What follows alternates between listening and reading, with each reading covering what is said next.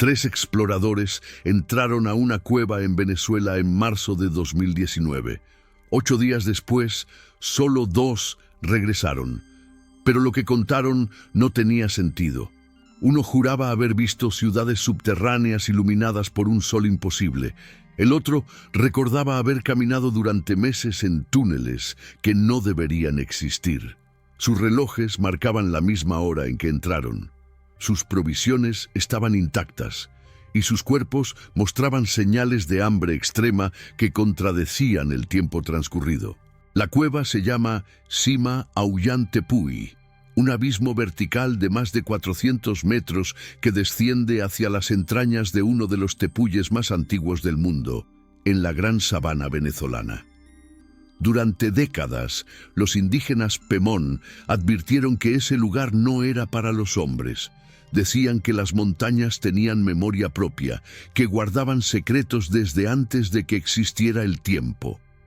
Pero los exploradores modernos nunca escuchan las leyendas. Si te quedas con nosotros hasta el final de esta historia, descubrirás qué grabaron las cámaras que llevaban esos hombres y por qué las autoridades venezolanas sellaron la entrada de esa cueva apenas 3 semanas después de lo ocurrido.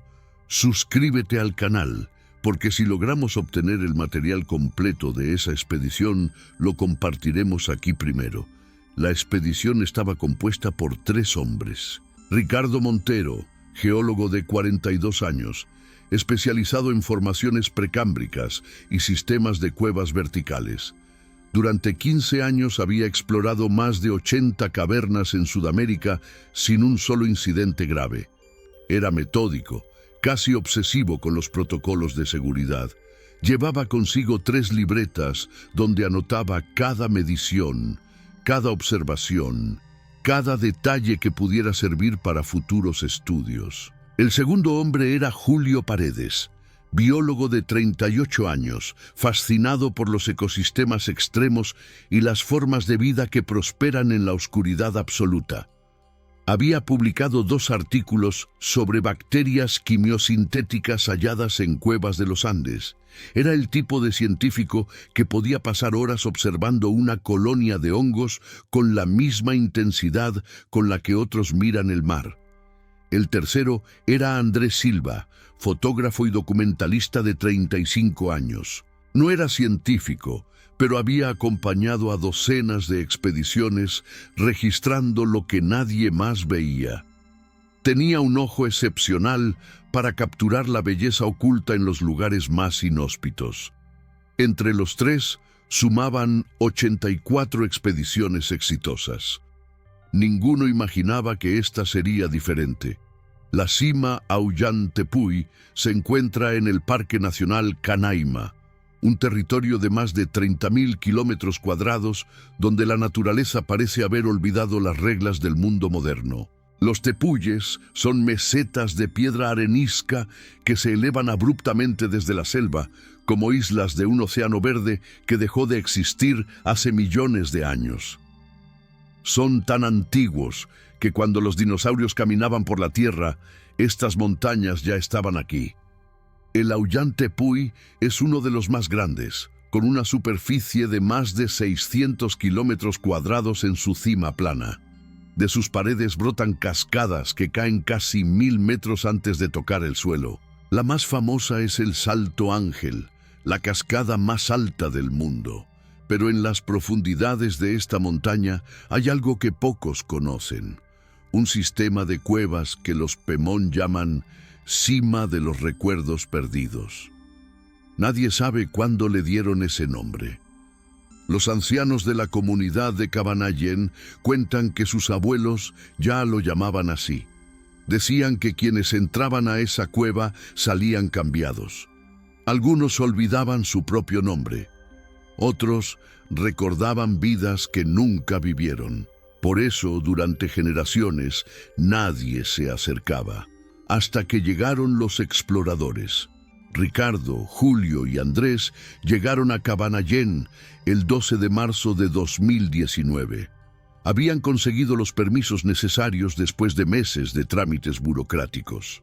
El plan era simple: descender por la cima principal, explorar las primeras cámaras, tomar muestras geológicas y biológicas, documentar todo con fotografías y video, y regresar en 5 días. Llevaban equipo suficiente para 7 días en caso de emergencias: cuerdas de alta resistencia, arneses certificados, linternas con baterías de respaldo, GPS, radios de comunicación, un localizador satelital de emergencia, comida liofilizada, purificadores de agua, un botiquín completo y 3 cámaras de video con capacidad para grabar más de 20 horas cada una.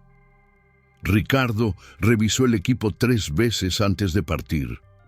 Julio preparó contenedores estériles para las muestras biológicas. Andrés configuró las cámaras para grabar en baja luminosidad. Todo estaba listo. El 15 de marzo, antes del amanecer, los 3 hombres se pusieron en marcha hacia la boca de la cueva, acompañados por 2 guías Pemón que los llevarían hasta la entrada y regresarían para esperarlos. Los guías no quisieron acercarse demasiado. Se detuvieron a unos 100 metros de la abertura. Señalaron el camino y dijeron algo que los exploradores no tomaron en serio. Si escuchan voces que conocen, no respondan. Si ven luz donde no debería haberla, no la sigan. Y si sienten que han estado aquí antes, salgan inmediatamente. Ricardo sonrió, pensando que era folclore pintoresco. Julio agradeció con cortesía. Andrés encendió su cámara y comenzó a grabar. La entrada de la cima Ollantaypuy es una grieta vertical de aproximadamente 15 metros de ancho que se hunde en la piedra como una herida abierta en la piel de la montaña. No hay descenso gradual, solo un abismo que te traga de inmediato. Ricardo aseguró la primera cuerda a un árbol de madera de hierro que crecía retorcido al borde del precipicio. Probó el anclaje con todo su peso. La cuerda aguantó sin problema. Julio verificó su arnés por 4ª vez. Andrés guardó la cámara en una funda impermeable sujeta a su pecho. A las 7:15 de la mañana, Ricardo descendió primero. Sus movimientos eran precisos, controlados. La roca estaba húmeda, pero no resbaladiza. Bajó 30 metros antes de alcanzar el primer saliente, donde pudieron reunirse los 3. Desde ahí, la oscuridad era casi total. Encendieron las linternas frontales. El haz de luz reveló paredes de arenisca rojiza cubiertas de musgo negro y formaciones de cuarzo que brillaban como estrellas congeladas. El aire olía a tierra mojada y a algo más, algo indefinible que Julio describió en su grabadora como dulce, casi orgánico, como si la piedra estuviera viva. Continuaron el descenso, 50 metros, 100 metros, 150. La temperatura bajaba gradualmente. El silencio se volvía denso, palpable. Y entonces, a los 200 metros de profundidad, encontraron algo que no aparecía en ningún mapa. Un túnel horizontal que se extendía hacia el interior de la montaña, perfectamente recto, con paredes tan lisas que parecían pulidas. Ricardo iluminó el pasadizo. Se extendía más allá de lo que la luz alcanzaba. Julio se acercó y pasó la mano por la pared. La superficie era antinatural, demasiado uniforme. Andrés comenzó a grabar. En la grabación, que después sería analizada por especialistas, se escucha la voz de Ricardo diciendo: «Esto no es geológicamente posible. Esto no lo hizo el agua ni la erosión». Y luego, el silencio. Un silencio tan profundo que las 3 cámaras registraron una anomalía acústica. Durante exactamente 4 segundos no hay ningún sonido en la grabación. Ni respiraciones, ni roce de ropa, ni eco. Como si el mundo hubiera dejado de existir brevemente.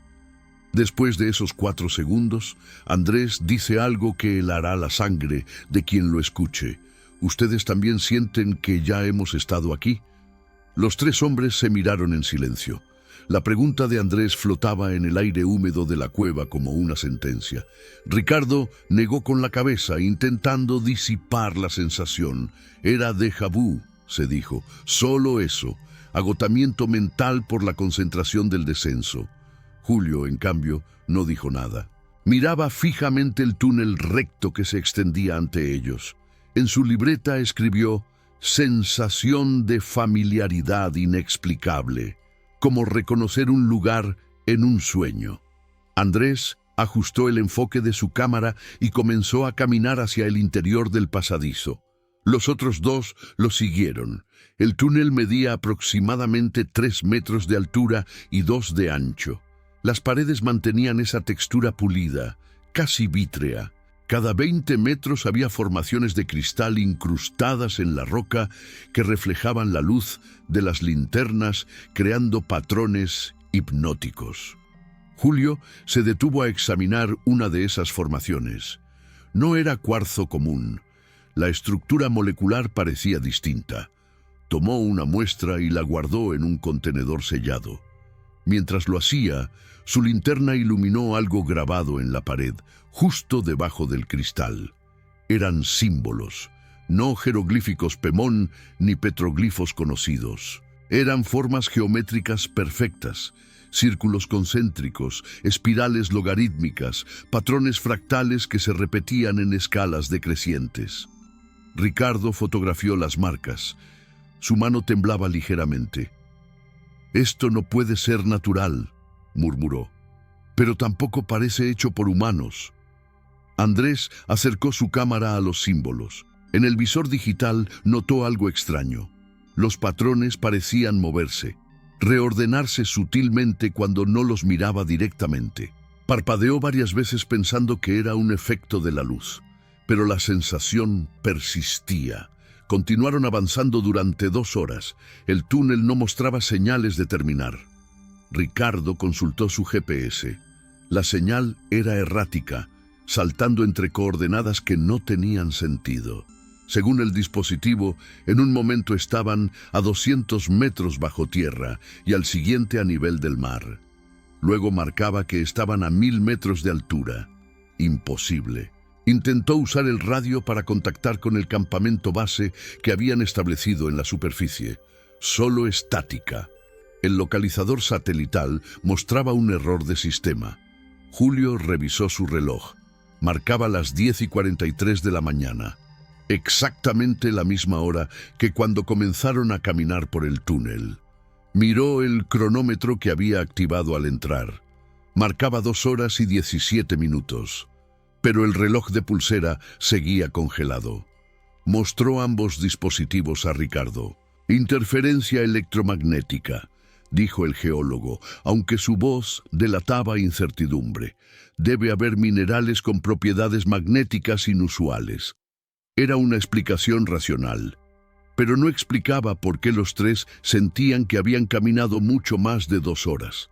Andrés llevaba contando sus pasos desde que entraron al túnel. Había dado más de 4500 pasos.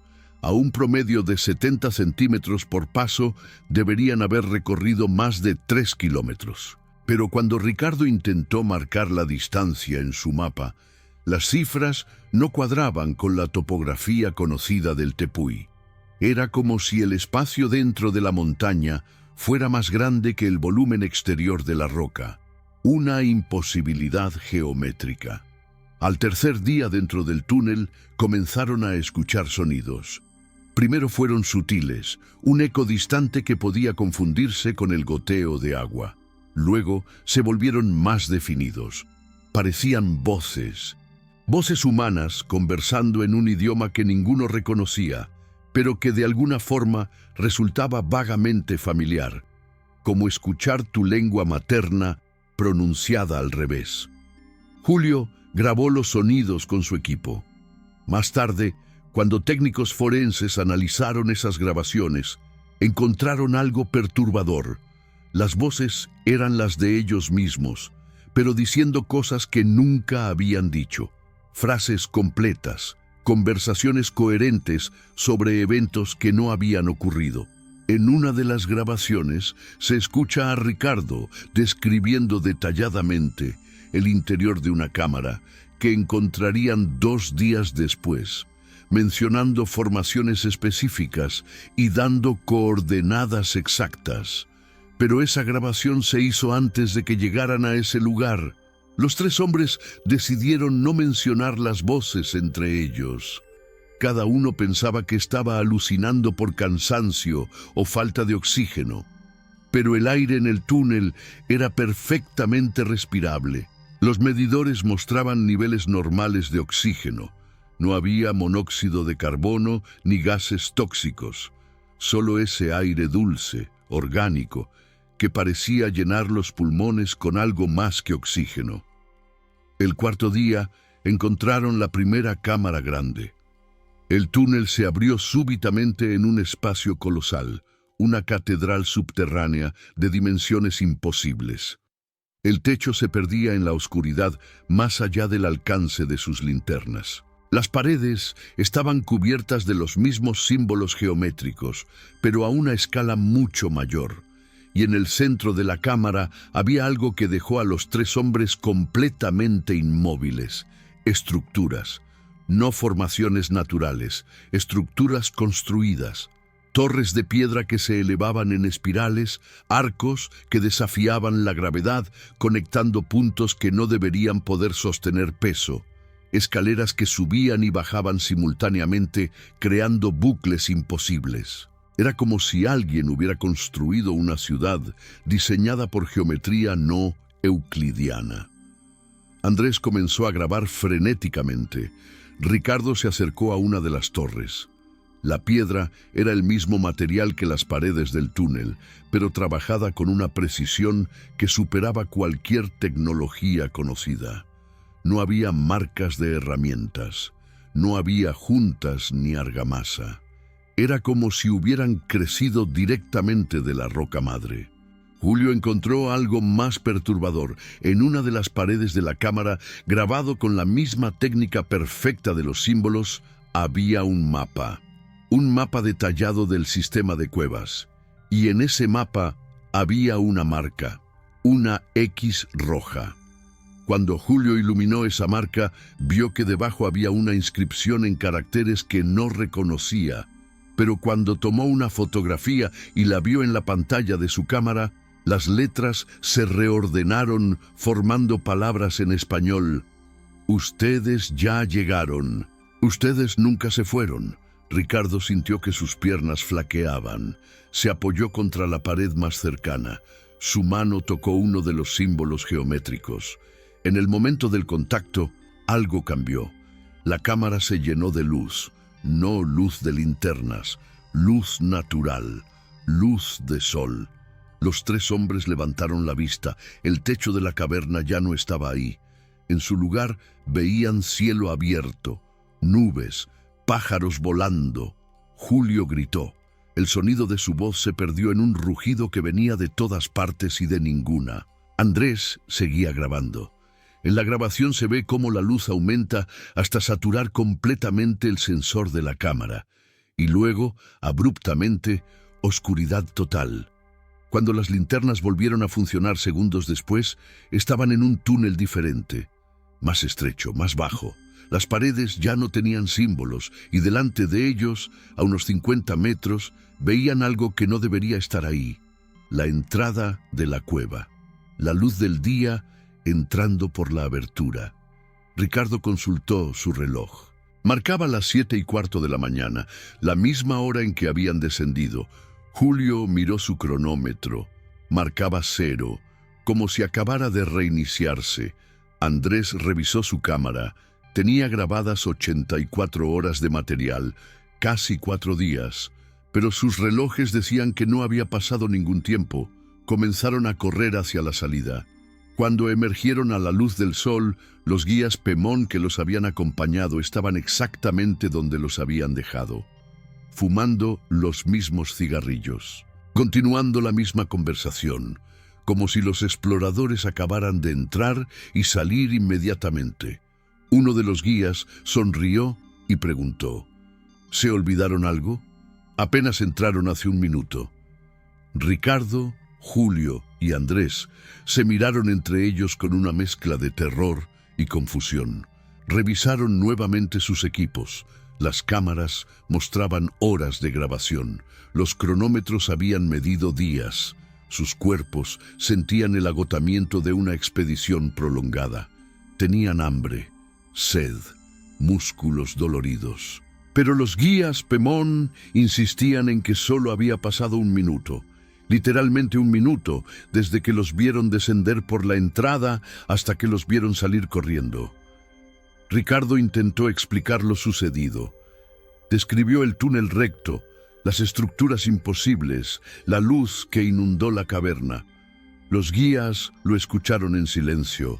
Sus expresiones no mostraban sorpresa, solo una resignación antigua, como quien escucha una historia que ya conoce demasiado bien. El guía mayor, un hombre llamado Caipú, de más de 60 años, se levantó lentamente y caminó hacia los exploradores. Miró fijamente a cada uno de ellos, estudiando sus rostros como si buscara algo específico. Luego dijo en un español pausado, cargado de acento Pemón: «Ustedes entraron a la casa de los tiempos. Los antiguos decían que adentro el tiempo no camina en línea, camina en círculos. Todo lo que pasó, ya pasó. Todo lo que pasará, ya pasó también». ¿Qué encontraron allá abajo? Andrés sacó su cámara y comenzó a revisar el material grabado. Quería mostrarles las estructuras, los símbolos, la ciudad imposible, pero cuando reprodujo los archivos, lo que vio en la pantalla lo dejó sin palabras. Las primeras horas de grabación mostraban exactamente lo que recordaba: el descenso, el túnel, los cristales, los símbolos. Pero a partir de cierto punto, las imágenes comenzaban a distorsionarse. Figuras que no deberían estar ahí aparecían en los bordes del encuadre, sombras que se movían con autonomía propia. Y luego, cuando llegaban a la cámara grande con las estructuras, la grabación mostraba algo completamente diferente a lo que él recordaba.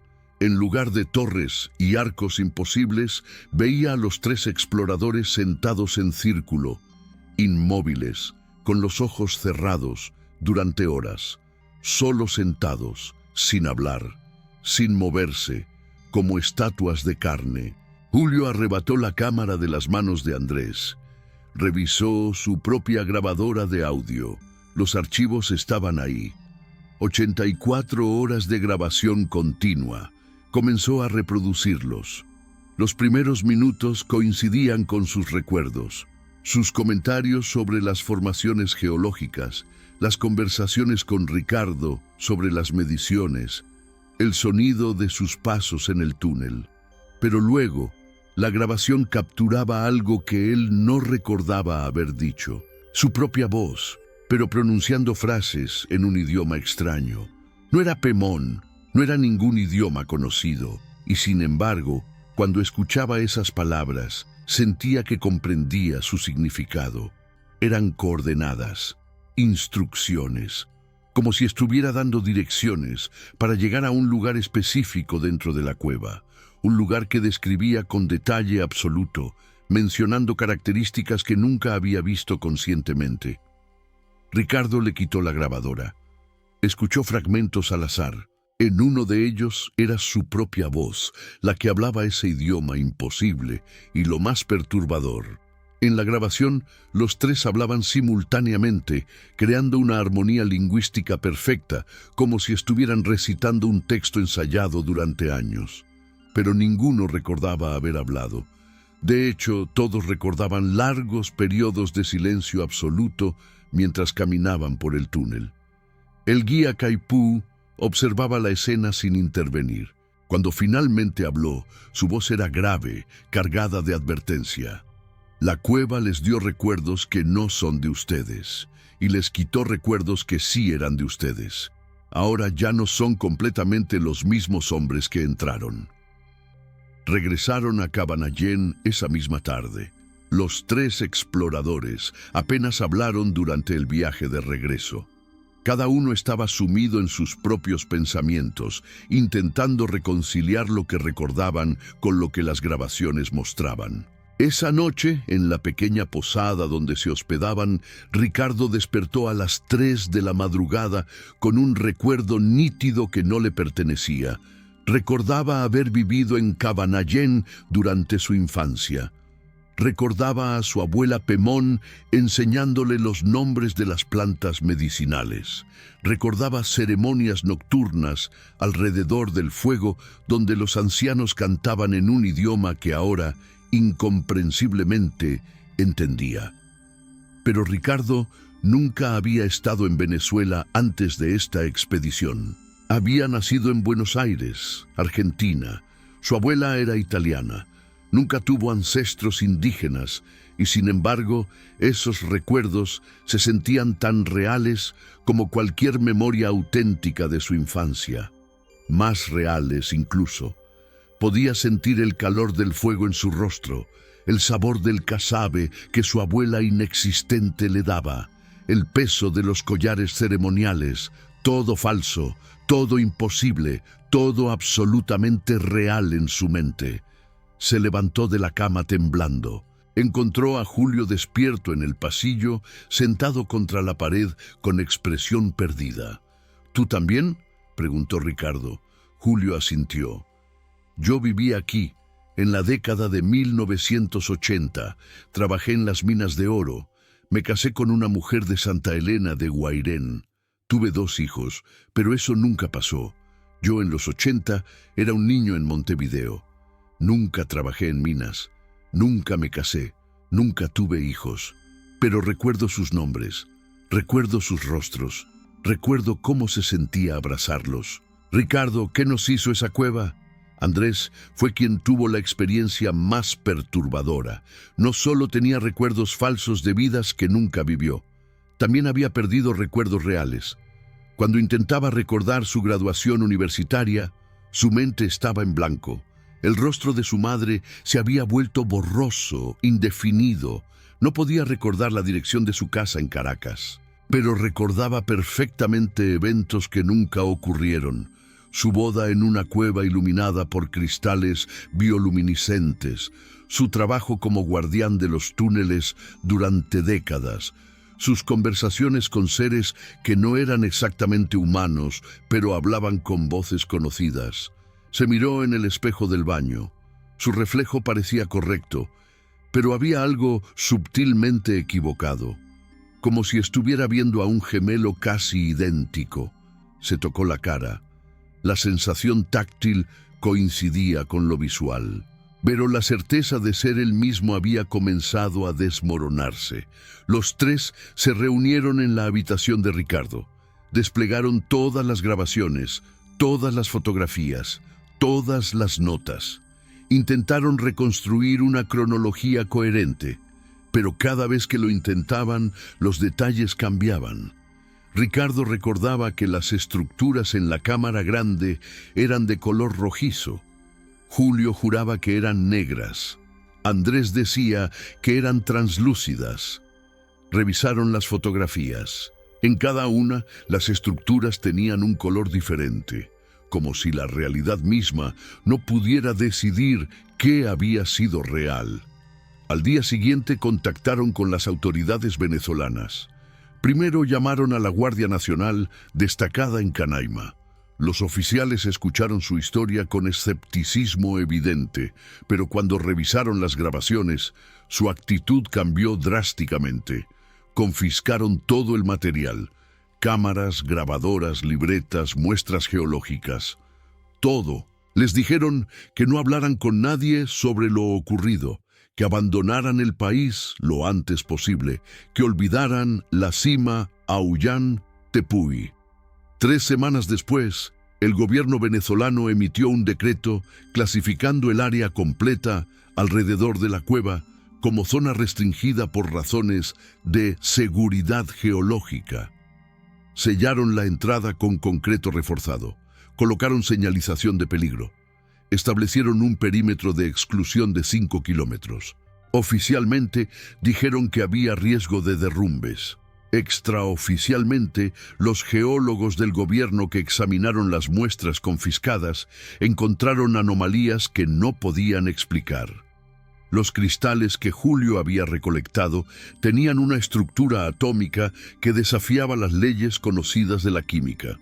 Cuando intentaban analizarlos con espectrometría, los instrumentos mostraban lecturas imposibles.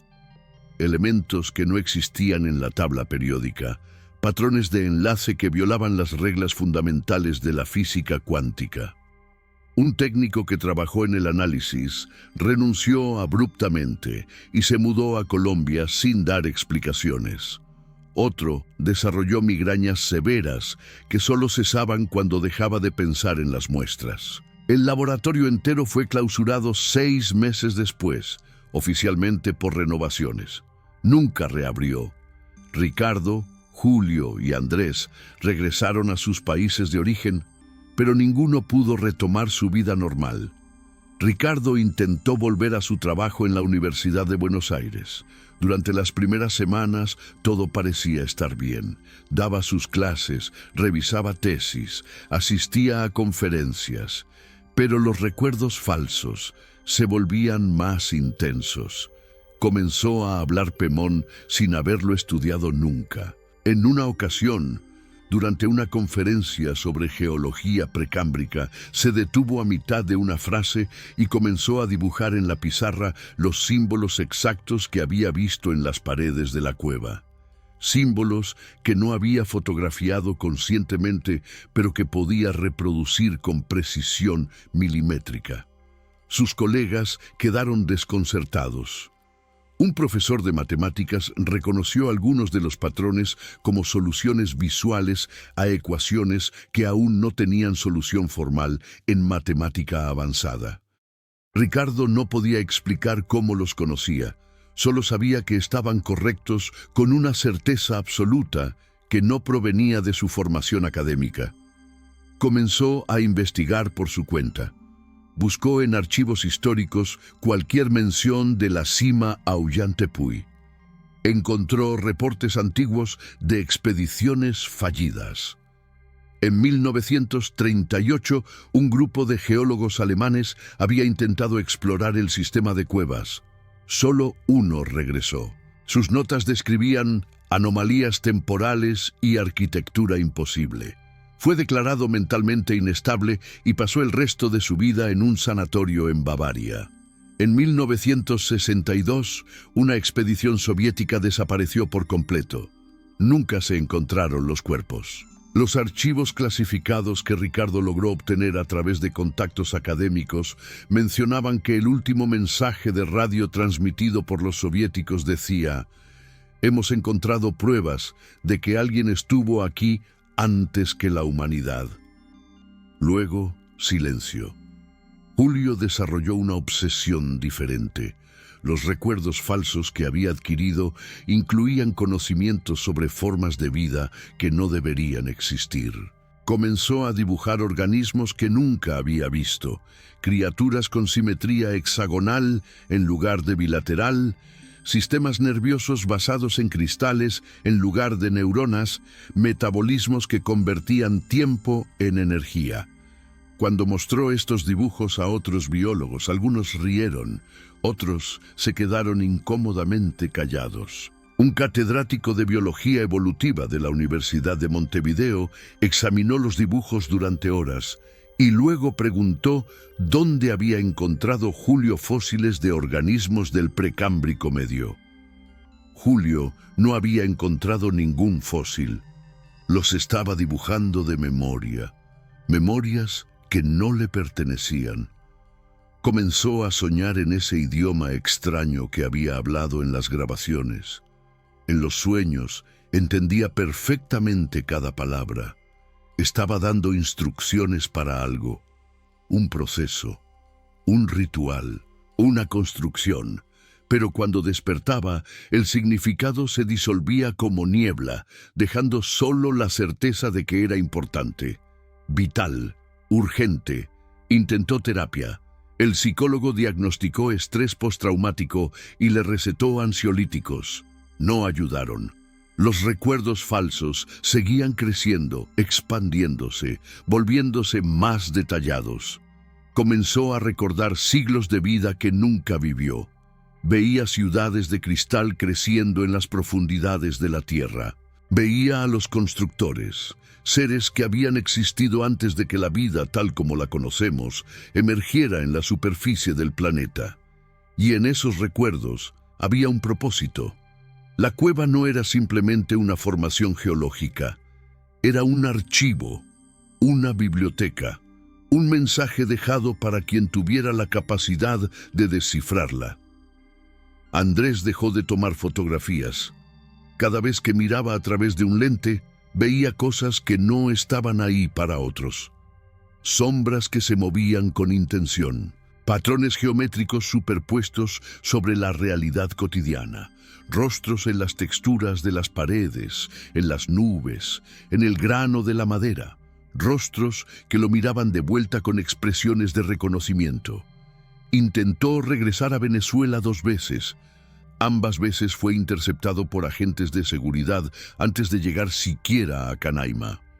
Le dejaron claro que si intentaba acercarse nuevamente a la zona restringida, enfrentaría consecuencias legales graves. Pero Andrés había encontrado algo en las grabaciones que confiscaron las autoridades. Antes de que se llevaran todo el equipo, logró transferir algunos archivos a un dispositivo oculto. Entre esos archivos había una grabación que no recordaba haber hecho. Estaba fechada en el 5.º día dentro de la cueva, un día que según los relojes nunca existió. En la grabación se veía a sí mismo solo en un túnel que no reconocía. Caminaba con propósito, como si supiera exactamente hacia dónde iba, y hablaba a la cámara, pero no era su voz normal, era su voz diciendo cosas en ese idioma imposible. Durante 16 minutos ininterrumpidos. Al final de la grabación, se detenía frente a una pared de piedra lisa. Tocaba la superficie con ambas manos, y la pared se abría. No como una puerta, simplemente se disolvía, como humo dispersándose. Del otro lado había luz, luz dorada, y la grabación terminaba ahí abruptamente. Andrés mostró ese archivo a expertos en efectos visuales. Todos dijeron lo mismo, no había edición, no había trucos digitales. O la grabación era auténtica, o era el fraude más perfecto jamás creado. Y Andrés sabía que no era un fraude, porque recordaba vagamente haber estado en ese lugar, y recordaba lo que había al otro lado de esa pared. En abril de 2023, 4 años después de la expedición, Andrés recibió un paquete sin remitente. Dentro había una libreta, su propia libreta, la que había llevado a la cueva y que había sido confiscada. Pero ahora tenía páginas adicionales, páginas que no recordaba haber escrito.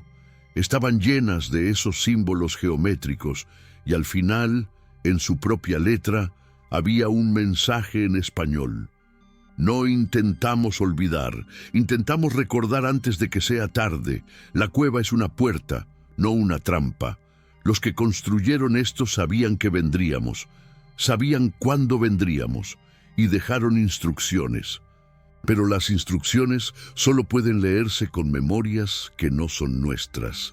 Por eso cambian nuestros recuerdos, por eso nos dan vidas que nunca vivimos. Porque esas vidas contienen el conocimiento necesario. Tenemos que volver, los 3, juntos, en el equinoccio. Ese es el momento. Siempre fue ese momento. Andrés leyó el mensaje una y otra vez, su letra, sus palabras, pero no recordaba haberlo escrito. Contactó a Ricardo y Julio. Ambos habían recibido paquetes idénticos. Libretas confiscadas que reaparecían con mensajes que no recordaban escribir, y todos los mensajes decían lo mismo. Volver, equinoccio, los 3 juntos. Comparten ese contenido con nosotros si alguna vez descubrimos qué pasó en ese regreso. Suscríbete al canal y activa las notificaciones porque si conseguimos acceso a lo que encontraron en ese segundo intento, lo revelaremos aquí primero. La cima Ollantaypuy permanece sellada oficialmente. Pero los indígenas Pemón cuentan que en las noches de luna nueva se puede ver luz emanando de las grietas del sello de concreto, luz que pulsa en patrones geométricos, luz que parece responder cuando alguien se acerca. Los geólogos del gobierno venezolano niegan cualquier anomalía, pero los registros sísmicos de la zona muestran vibraciones regulares que no coinciden con actividad tectónica normal. Vibraciones que forman patrones. Patrones que, cuando se traducen a frecuencias audibles, suenan como ese idioma que Ricardo, Julio y Andrés hablaban en sus grabaciones. Como si la montaña misma estuviera hablando, esperando, recordando y tal vez preparándose para cuando los tres exploradores finalmente regresen a completar lo que comenzaron sin saberlo. ¿Tú qué crees? ¿Los recuerdos falsos eran realmente falsos? ¿O eran memorias de algo que está por venir, enviadas hacia atrás en el tiempo? ¿Y si la cueva no cambia a quienes entran, sino que los devuelve a quienes realmente son? Déjanos tus teorías en los comentarios.